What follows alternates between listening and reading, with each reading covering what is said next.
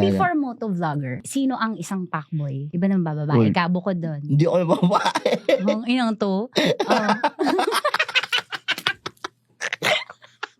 Before. Ano na yun, hindi ako yung lumapit sa kanila. Umaano kasi ako daw eh, yung alaga, makare, hamak na basurero, no? Tapos kung maging basurero, Paano basurero? Nasa truck? Nasa truck. Hakot?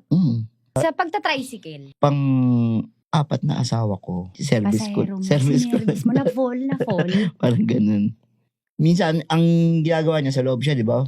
Tapos nung tumatagal na, sabi ko, dito ako man sa likod, kwentuhan tayo. So, parang backride ko siya, tapos kwentuhan. Alam mo yun? Getting to know each other. Tagal, libre na siya. Ang niya nagbabayad. Nagawa ko minsan naman, pagka papasok siya, bumibili ako ng parang tinapay. Ipapabaon ko sa kanya yun. Huli mo yung love language ng babae, no? Papabaon ko sa kanya Yun yun. yung style mo sa lahat. Hindi. Parang, kada makikilala ko lang, kung paano yung personality niya, pakisamaan ako. Ibabalik ko lang din. Ganon. Aray ko.